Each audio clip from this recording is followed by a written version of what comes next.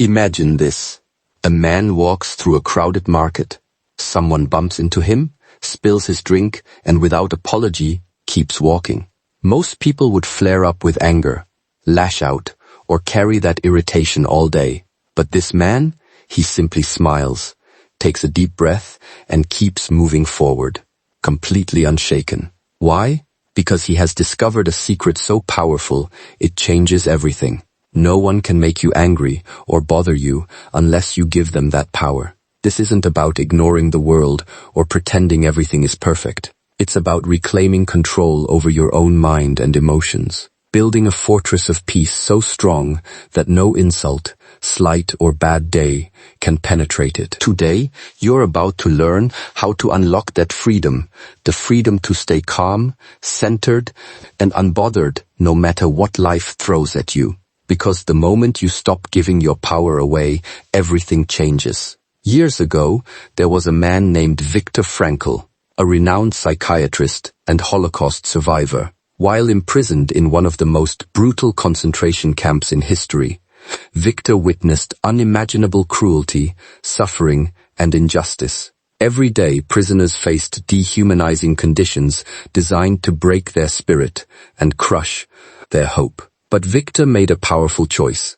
He refused to give his captors the power to control his inner world. He understood that while they could imprison his body, they could never imprison his mind or dictate his emotional state, unless he allowed them to. Amidst the horror, Viktor found a deep well of inner peace by consciously choosing not to be angry or bitter at the tormentors. He focused on what he could control, his response, his attitude, and his ability to find meaning even in suffering.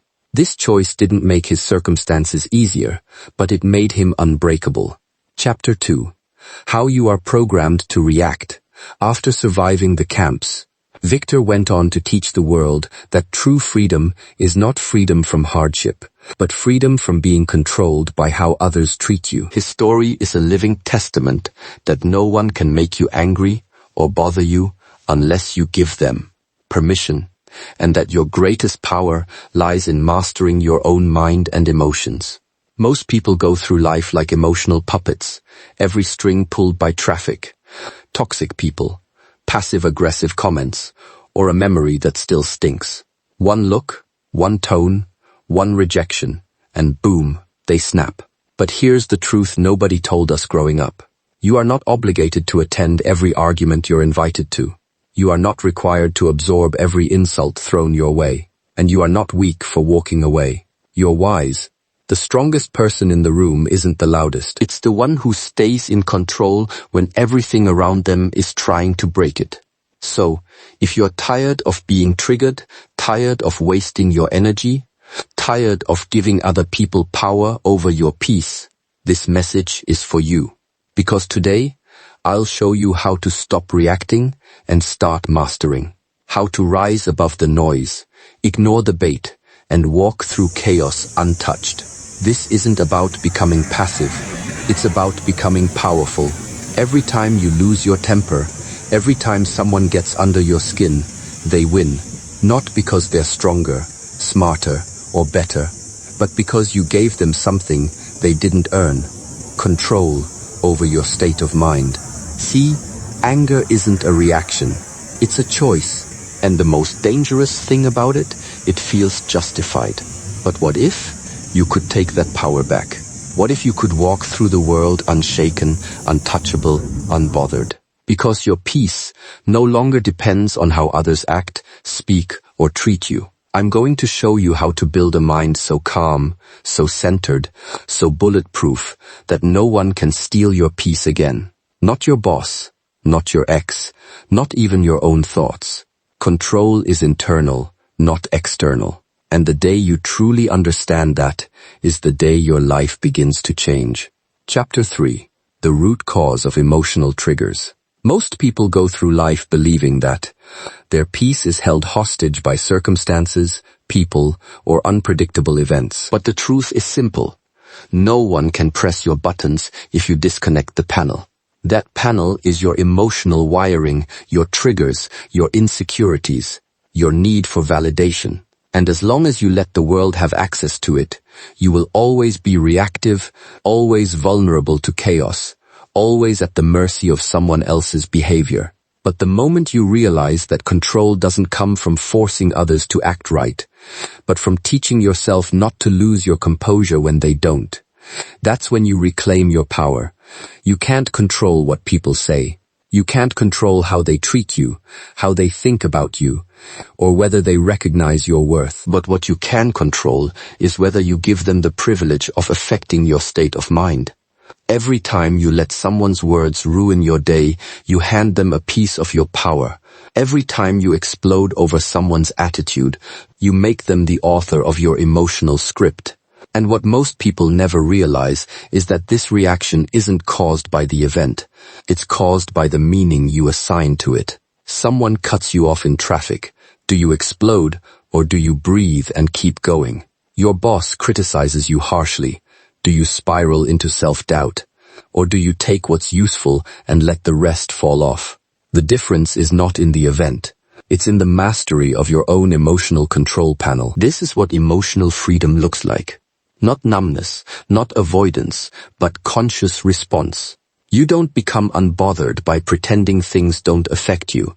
You become unbothered by deciding what's worth your energy in the first place. That's the shift. That's the real flex. It's when you stop trying to change the world to suit your peace, and instead build a peace that doesn't break. No matter what the world does, you're not a puppet anymore. You're not at the mercy of bad days, rude people, or loud opinions. You're grounded. Remember, your peace is your responsibility, and your emotional control panel, that's yours to protect, yours to master, and yours to power down when the wrong hands try to reach for it. Chapter 4. Training the mind like a muscle. Anger is a reaction, not a requirement.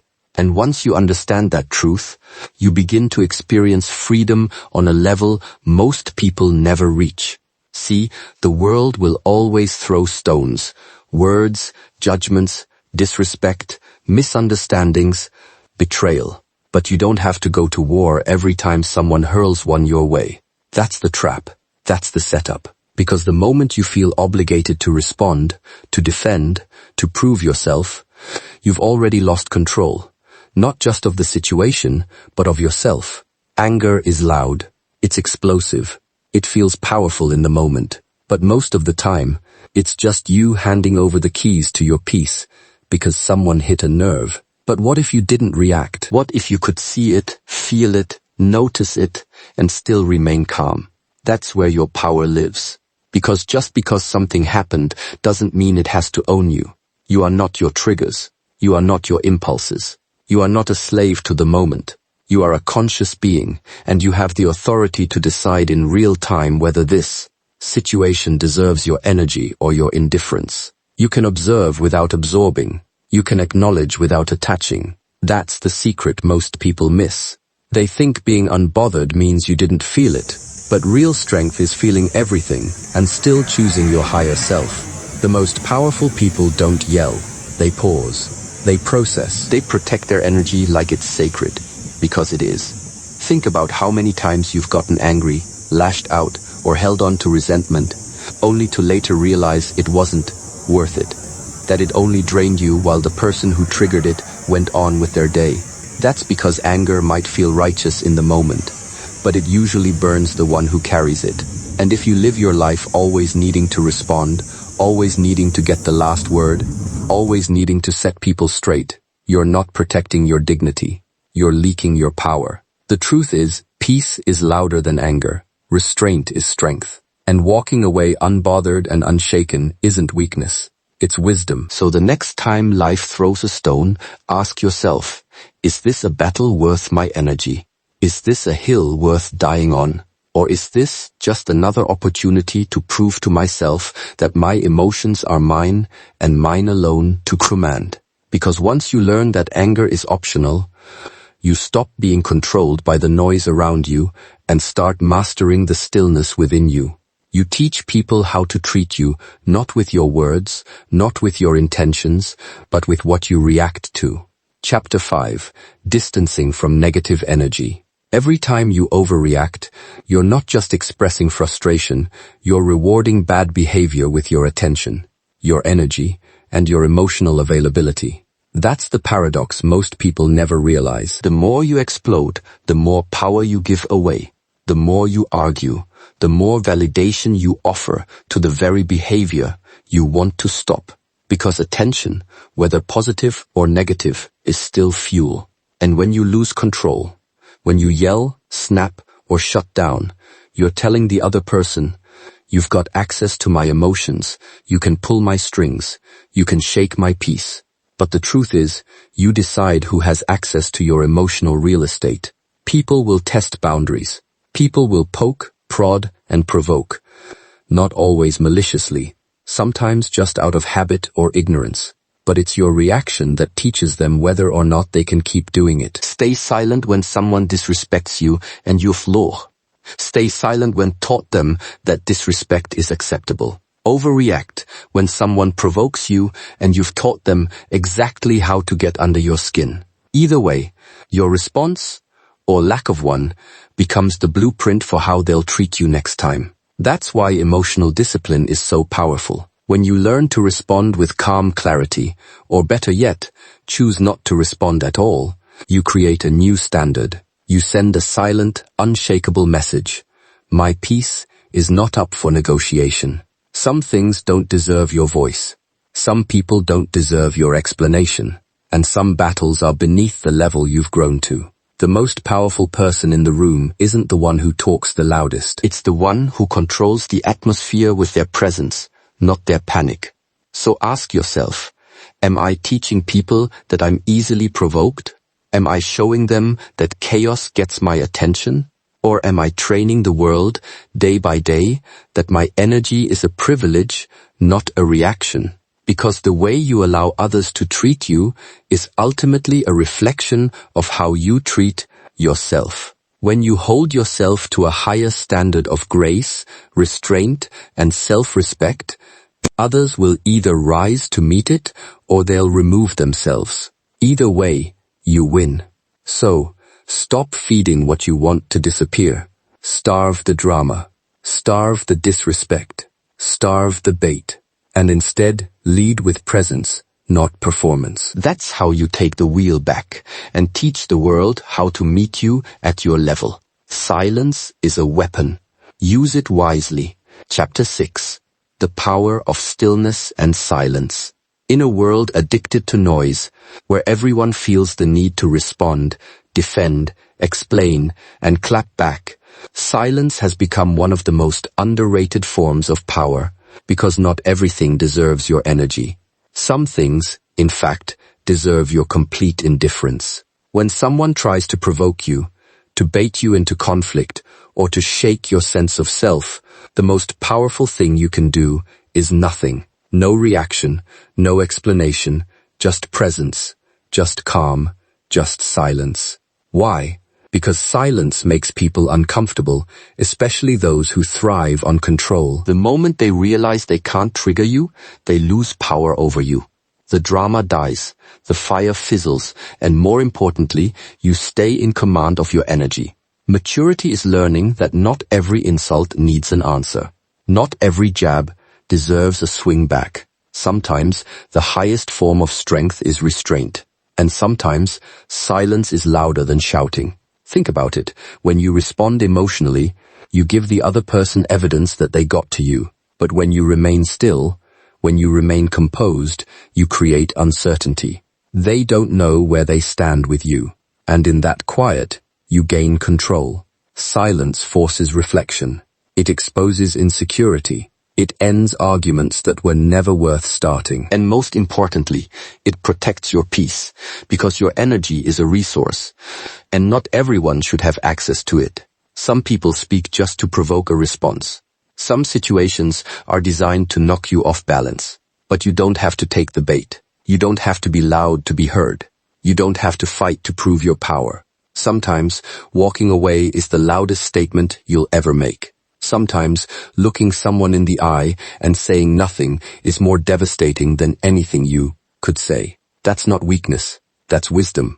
That's discipline. That's emotional intelligence. When you reach a point where your silence speaks louder than your words, where your non-reaction is your response, you've stepped into a new level of power. Not because you don't care, but because you care too much about protecting your peace, your mental clarity, and your emotional stability to let someone else dictate them. So the next time someone tries to pull you into their chaos, ask yourself, does this deserve my voice or my silence? Chapter 7. Why you must master emotional distance. Because silence, when chosen with purpose, is not avoidance. It's strategy. It's self-respect. It's control. And the one who stays silent while others scream, that's the one who holds the real power. Emotional discipline is the new strength, not loudness, not aggression, not snapping back at every provocation. In a world where outrage is currency and overreaction is the norm, the real flex is staying calm when chaos tries to pull you in. Because anyone can scream, anyone can slam doors, fire off angry messages, or let their emotions explode like a bomb. That takes no training. That takes no wisdom.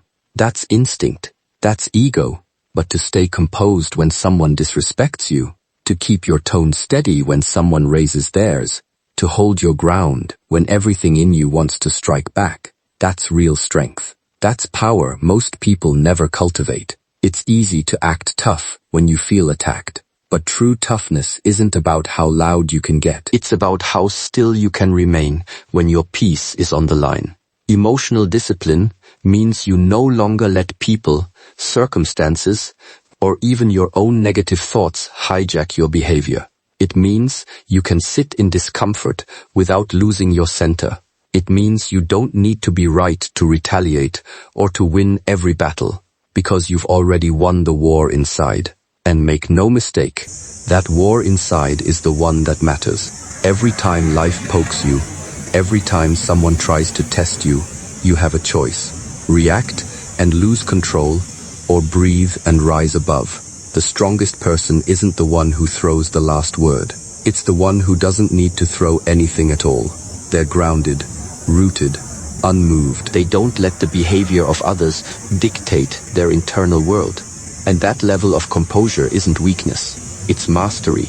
It's understanding that not every emotion deserves expression, and not every thought deserves a reaction. It's learning to pause, to process, and to protect your peace above all. Because emotional discipline isn't about suppression. It's about selection. Choosing what deserves your energy and what doesn't. Knowing the difference between responding and reacting, between speaking and needing to be heard. So when the world tries to shake you, you don't rise to the chaos. You drop deeper into your calm.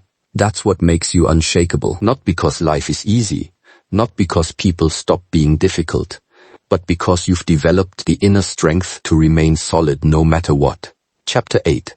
Examples of real-life detachment. And in today's world, that kind of peace, that kind of control, isn't just rare, it's revolutionary. Your peace is too expensive to be spent on every fool you meet. You've worked too hard, been through too much, and grown too far to keep giving your energy away to people who haven't earned the right to hold it. Every day, life will present you with invitations to chaos. Someone's bad mood, someone's petty comment, someone's need to pull you into their storm. But hear this clearly. You don't have to attend every drama someone invites you to. Just because the door is open doesn't mean you need to walk through it.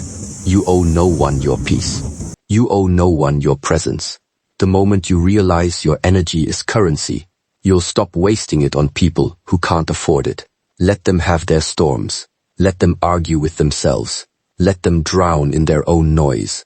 You, on the other hand, protect your peace like a fortress. Strong, impenetrable, untouchable. Because when you learn to value your calm more than your need to be right, more than your desire to retaliate, more than your urge to prove a point, you elevate, you rise, you free yourself from the emotional roller coaster that most people live on. Understand this. Some people thrive on conflict. They feel powerful when they can drag you into their mess, when they can disturb your center. Don't give them that satisfaction. Don't make your presence cheap. Reserve your energy for things that build you, not for battles that drain you. The truly powerful don't respond to every challenge. They don't need to. Their silence speaks.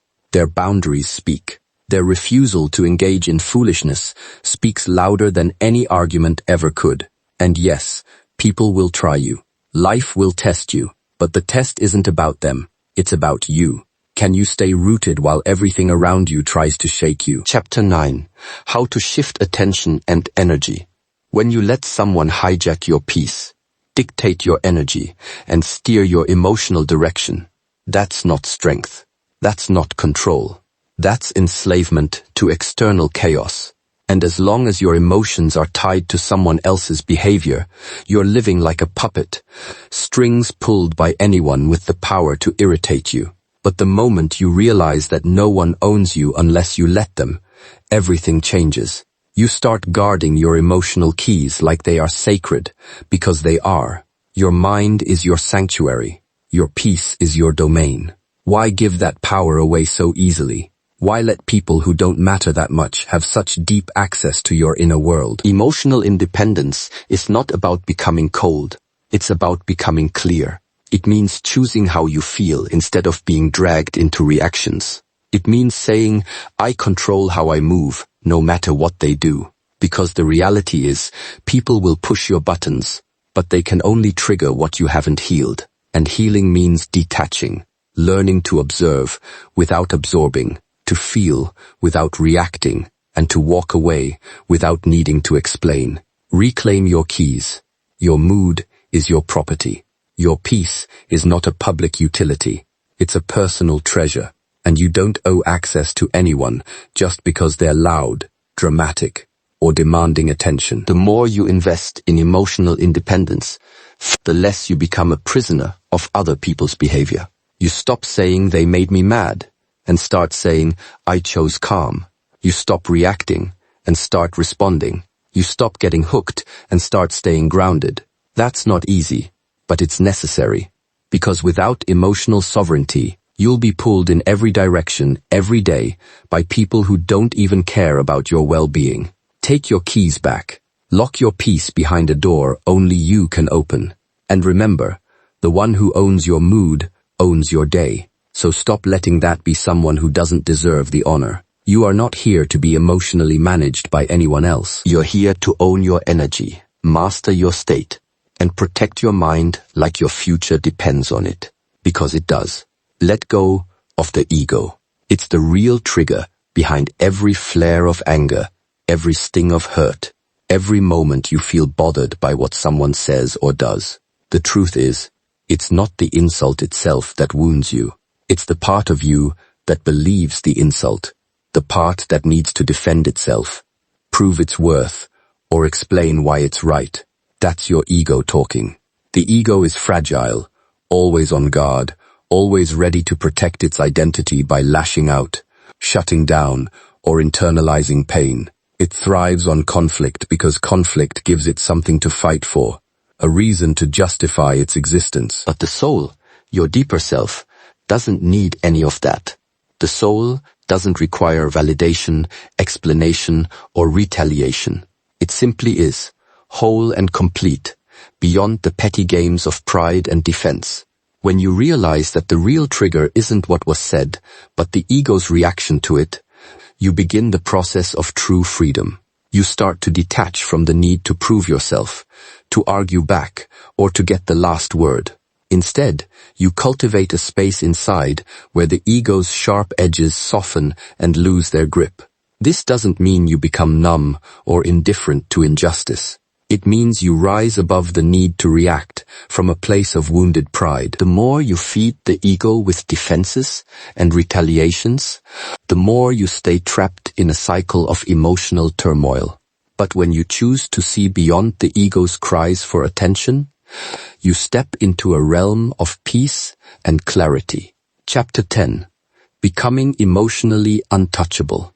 Imagine how liberating it is to no longer be controlled by the part of you that fears rejection or demands respect. to feel worth stood and rare qualities in a world addicted to noise, reaction, and chaos. The truth is, you can't shake someone who's already at peace.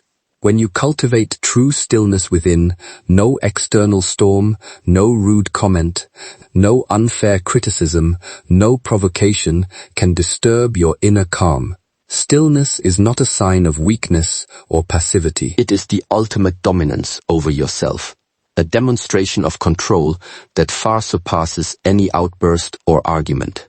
In any room, the calmest person holds the most power, not because they overpower others with volume or aggression, but because their unshakable presence commands respect and diffuses conflict before it even starts. When you are still, you embody confidence rooted in self-awareness and emotional mastery. You don't need to prove anything or defend your territory loudly, because your energy speaks louder than words. Stillness allows you to see clearly, respond thoughtfully, and act deliberately rather than react impulsively. It's a kind of sovereignty over your emotions. A fortress built inside that nothing can penetrate without your permission. Imagine how much energy you would save if you stopped giving in to every emotional tug, every bait, and every attempt to provoke. Stillness means choosing to breathe, pause, and observe instead of getting caught in the heat of the moment. It means knowing your worth without needing to shout it from the rooftops. And it means understanding that true power is quiet, subtle, and steady, like a deep lake that looks calm on the surface but holds immense strength beneath. Those who master stillness do not lose. They win, because they refuse to be controlled by circumstances or other people's attempts to unsettle them. They create a space where their peace is protected fiercely, not with noise, but with presence. This kind of power is magnetic. It attracts respect and diffuses hostility. People instinctively recognize that this person is untouchable, not because they are unreachable, but because they are unbreakable. Chapter 11. Final words. The path to mastery. So when you feel the urge to react, to defend, to argue, remind yourself, stillness is your greatest ally. It's not about ignoring what happens around you. It's about rising above it with grace and steadiness. When you cultivate stillness, you don't just survive the storms. You become the calm at their center, the unmovable force that others must reckon with. That is true power. That is emotional mastery. That is freedom. Forgiveness is not for them. It's for you. Holding on to anger and resentment is like drinking poison and expecting the other person to die. It's a self-inflicted wound that drains your energy, steals your peace, and traps you in a prison of bitterness and pain. When you carry grudges, replay old hurts, and refuse to let go, you give that person control over your emotional world, even long after the event has passed.